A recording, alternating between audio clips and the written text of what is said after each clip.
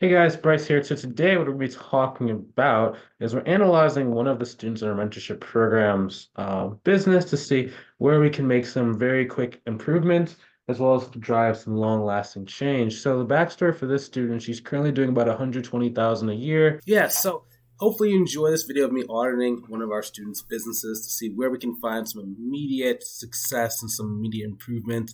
If you want to get some similar results for yourself, like maybe you're getting started, like I know this student is at $120,000 per year. She didn't start there. She joined our program when she was just getting started with her business. So if you want to go and get a similar growth pattern, you want to be able to go and reach that six-figure level, then go ahead and click the link inside the description either above or below the video to book a call with myself or a member of my team to see if I can help you inside of our mentorship program, just like we help the student inside the screen. Um, we first started, I think it was about 2020. It was Thanksgiving.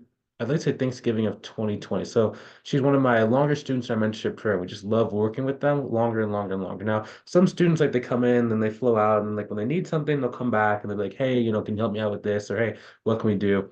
So I really enjoy doing that because then it just makes it easier for me to be able to like track their progress over time. And the cool thing for her is, I mean, she's been making, the 100K for the last since 2020 when we first got started. So she started at pretty close to zero. I think she had like a part-time job like client. She was doing like the books for her church, but that was really her only client. And she had a full-time job, but she was getting ready to like quit that 2 weeks after like we started working together. She had scheduled to like stop it. So this is actually really, really cool kind of client. So last year she did about $120,000. She generally works about 15 days out of the month. So we're kind of always at back and forth, like, hey, maybe you should work a little bit more, maybe you should, do a little bit. But for her lifestyle and the way that she likes being able to travel, every 15 days she goes on like a different trip or like whether it's cross country, like she'll drive or she'll fly. I think last year she flew. I know she was in, I think it was like Indonesia she went to. I can't remember, it was either Bahamas or one of the other places. I can't remember exactly. I'll have to get her to tell me exactly again where she was traveling. But really, really fun like travel destinations, and just really enjoying life. That's how business should be. So now the next thing that we talked about was, why is this person not doing, 200 to 50,000 a year? And I was like, that's kind of weird. What's your churn rate? And she said, churn rate? What do you mean?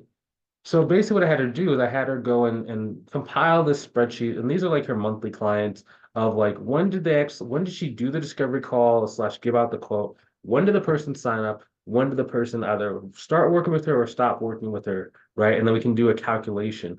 So, and the reason why this stuff's important is because like now in some cases, like you will get clients that will stay with you for like 10, 15, 20 years. Like if you look at this client has stayed on with her for since January 1st, 2021, that client's been with her, right? So this client should be with her for a pretty good amount of time, right? And we're gonna kind of talk and look at some different things there. But in some cases, like some clients might be with you for just a cleanup. And if you don't know how to like get them to give from the cleanup to the monthly work, then you only have them for 1 month, like churn out, right? So this is kind of talking about how to extend that lifetime value of a client. So I'm going to go through some of these things and kind of give some different, analysis. Now, why is this important, right? So my goal is not only to help you get, to 10K per month. My goal is really to help you build a lifestyle and income level that you want. So for her, she wants to be able to retire a lot earlier, right? So making, six figures a year, 120,000 per year is good, right? But if she wants to be able to like cut down her working career in half the time, we'll be able to sell the business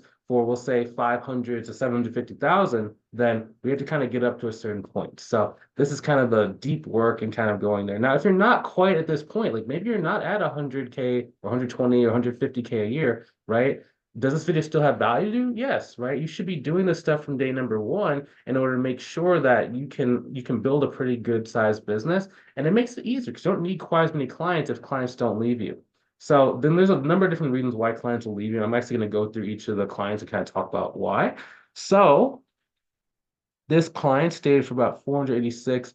So scope was wrong. So one thing that I do when I look at this like client list, and like I'm always thinking about data, right? Because everyone has like stories of why certain things happen, but I'm looking for data so I can find patterns, I can find trends, and I can find like very easy low-hanging fruit in order to kind of do it. So one thing that we notice is that AR, so Audrey, when she does her scoping out of AR work, historically, it's actually been very challenging for her. I didn't know that until today, right? But whenever we look at some of these clients, for example, it says scope wrong. So she does really well with like our main pricing calculator, but sometimes there's like little errors in like how long she thinks it's gonna take her based on like some of the stuff that she does. So we're gonna be talking about an alternative way to price out the AR. So you can have the monthly services, but then also have the AR kind of protected and then turn that into a monthly price point. So scope of work, AR took too long, click the desktop, AR took too long. Uh, Scope AR took too long. AR took too much time. So she's pricing it out, but the way that she's doing AR just takes too much time. So even though the pricing calculator is telling her something, it's just taking her too much time due to, I think it's one of her contractors does all the AR. So we have to kind of like look at that and we're gonna like add that into her pricing calculator so she understands that, like it might take a little bit more time and we can kind of calculate that based on how much time it's taking her on average, right? Because everyone does their work slightly at a different pace or a different like accuracy depending on like what skill set they are. So she is actually a little bit newer to AR, right? So that's one thing that we just have to fix. Now, some people might be asking, like, don't you give a pricing calculator? Yes. But in some cases, if you either one habit she used to have was she would take it to the pricing calculator and then get scared on the call and then like say a price that was lower than what the calculator says. Because the calculator is really just like a suggestion, right? It tells you where you should be. So in some cases, like that would cause her to overprice in the beginning. And we had to kind of work through like some mindset stuff, right? Because I mean, if you're used to charging, we'll say if you're used to charging $300 a month, and then now you have a pricing calculator that tells you $1,200, that's four times what you're used to. So in a lot of cases, like that can be a little bit scary. So we do generally talk about how to really handle this stuff. So first things first, we talk about what's the client tenure. Then we talk about like what are the reasons why. Then we talk about classification. Then we go even further. Is that us versus them? So quoting process. So it's us versus them. So one thing that I'm going to have her do is every single time that she's going to quote out a new client, she has to go and send me a Loom video of exactly how she looked at the books, how she priced things out, and how she got it. One thing that she reminded me of today is that she likes doing a one call close. Now, why is a one call close harder for most people?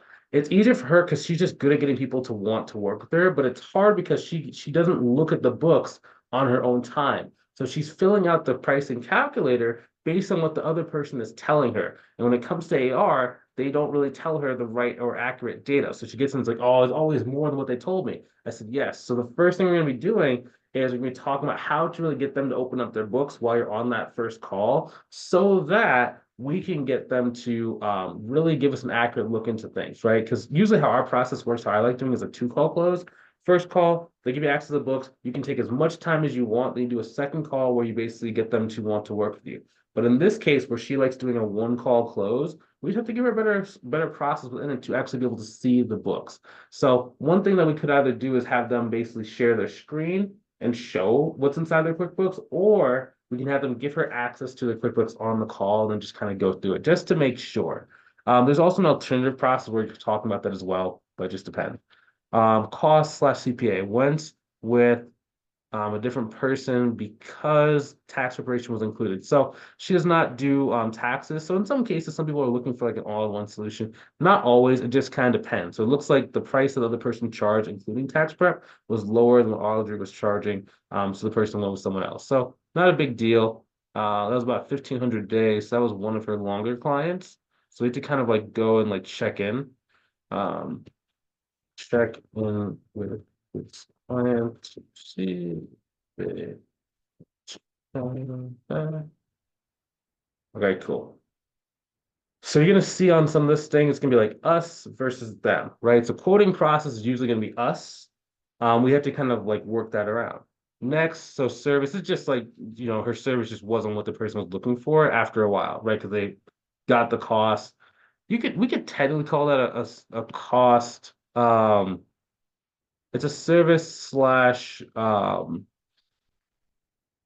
just needs changed. I'll consider this 50-50. because you could have just partnered with someone and that would keep them inside the loop. This person, the business closed. So after 141 days of working together, the HIV curing foundation closed. Oh, that's unfortunate. You unsolvent. So that's them. This person's still active. Lack of payment. So she ended the contract on 3 months afterwards. Lack of payment. I'm blurring out the rest of the name. Like you guys can kind of see some of the names, but I'm just blurring out the rest, just to maintain like confidentiality in respect of your clients. Um, Lack of payment. That's a collection process issue. So we're gonna have to talk about that. So collection process issues can actually come down to communication processes. You're gonna kind of see a common theme.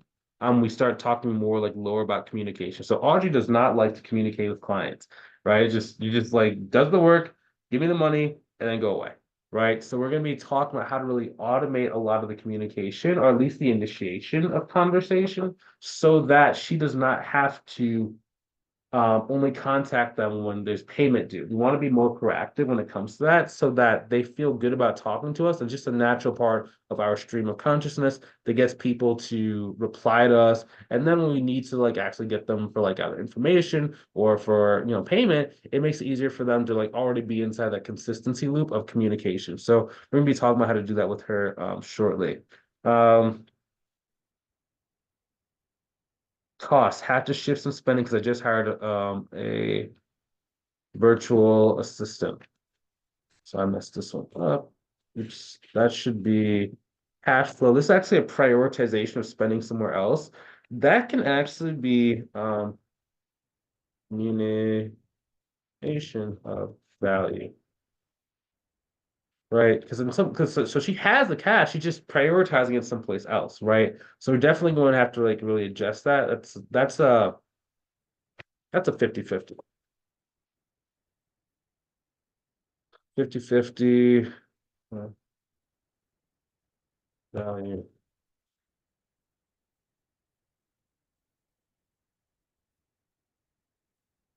Or just get better quality clients in the first place. So this person sounds like it's a very small kind of person. So that's one thing we have to tweak.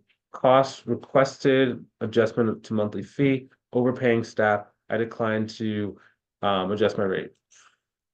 Prioritizing spending to other staff.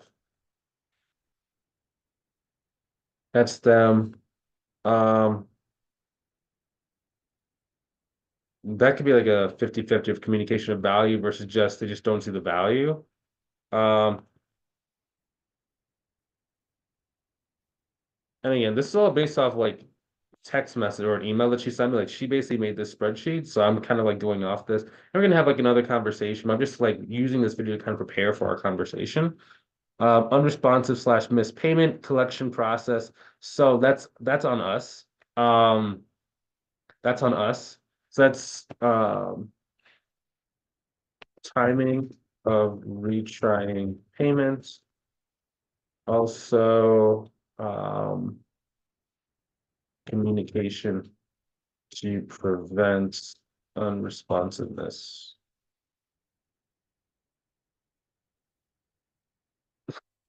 Timing of it. Also follow up. Yeah, into service.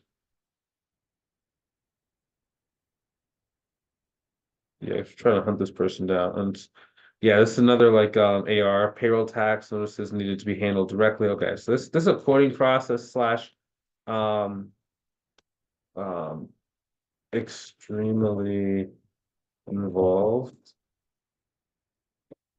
uh, client. So that one, that is quoting slash client selection. That's us. Start turning down clients that you feel are not going to be a good fit for the way you want to run your business.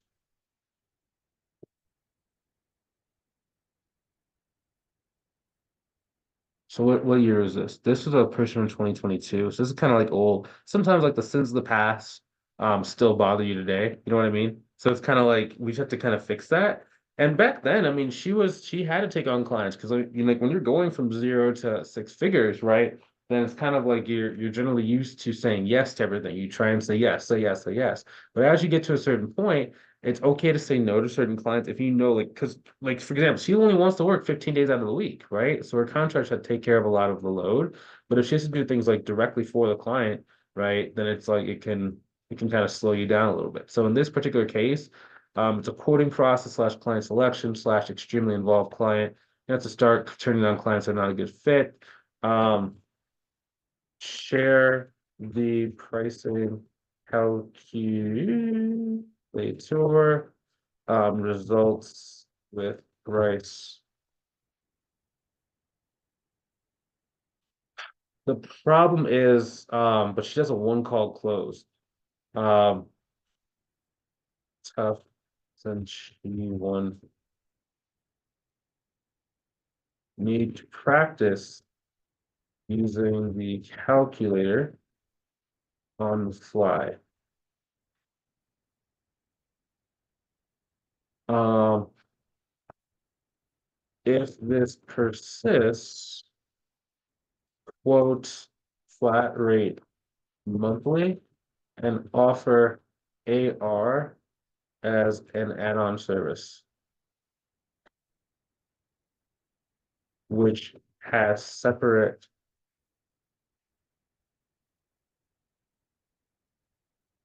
which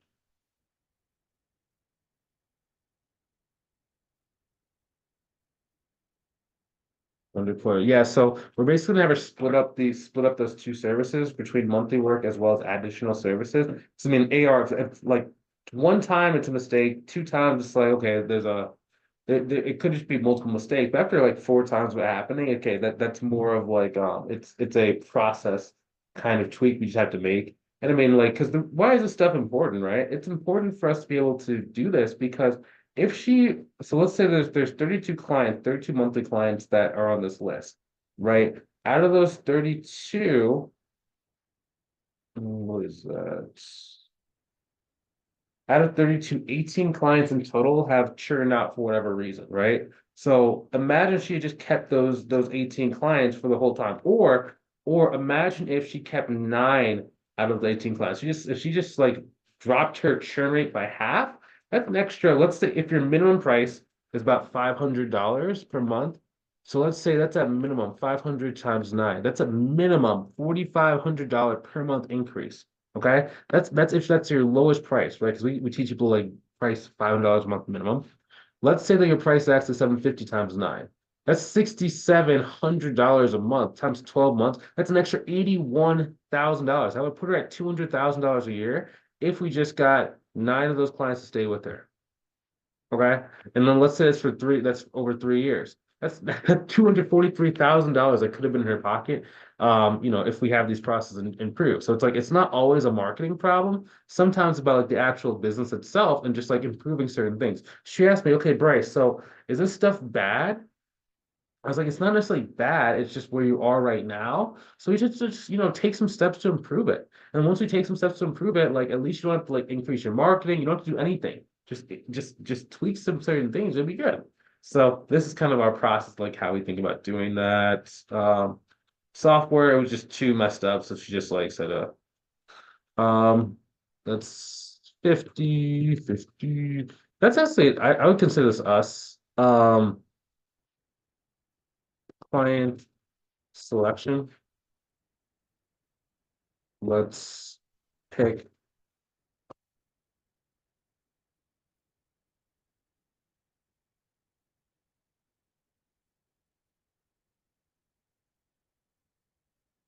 Yeah, and the other thing too is like oh interesting. Okay, so client did that one. Client selection, payroll. She couldn't remember the specific details of this one. I read it as like the lady said she couldn't remember like what they agreed to. So I was like, okay, are things in writing? But really, I misinterpreted what she meant. It's just she couldn't remember why the person stopped. That's cool. Cash flow, self-running nanny payroll. That was probably from our nanny lead list. So inside the program, there was a time where she was going after like daycares and stuff. So I mean that makes sense. Why daycare would, self-running daycare. Scope wrong to another AR. Scope wrong, ARs, cost due to taking care of my 2023 to bookkeeping. Oh yeah, cash flow. So this was she spent her whole budget on the cleanup. So basically the lady basically paid Audrey $6,000, but she had planned to have the $6,000 go for the entire year. So that was like all she had saved up for that. So yeah. Yeah, so that's okay. Sometimes that happens, when you're dealing with like super small clients. Um, could offer QB training to get a little more cash out of this person, or just don't, or just go into it knowing the cleanup is all you get. That happens sometimes. It's just like there's certain projects where like you're not gonna get anything outside of cleanup. Like you look at their budget, like all they have is like we'll say $10,000. And you're charging $10,000 for cleanup. It's like that you kind of know, right? So that's okay. Nothing wrong there. So I think after so the person did the cleanup, and after like 1 month, then she canceled the deal because she just couldn't be able to afford it. So it's okay. That happens like when you're charging the right price points. Like people sometimes just can't afford certain things, so it's all good. It is all good. What is this? That's today. That's closed. Crazy. Cool. Awesome, guys. Also, if you want some similar results, right? So yeah, we are kind of taking it from 120 to 200,000 plus per year. But maybe you're watching this thing, you're not quite there yet. Maybe you're trying to start your business, just not quite growing the way that you'd hope, right? If you want to get to this point to where you have this like kind of issue of $120,000 a year, and you want to get to 200, go ahead and click the link inside the description either above or below the video. Book a call with myself or a member of my team, see if we can help you like in our mentorship program. Okay. So we're looking for some good clients. We're looking for dream clients, right? We're looking for people that want to run their business correctly. We're looking for people that want to be in this business, 5, 4, 5, 10 years or whatever. Like maybe you're really close to retirement. It doesn't matter. I'm looking for people that actually want to grow, want to do things correctly, want to have longevity, and be able to add have family time in their life. If that's you, go ahead and click the link inside the description. Book a call. We'll see you inside. We'll see if we can help you out. Okay. Talk to you soon. Have a great rest of your day. Take it easy.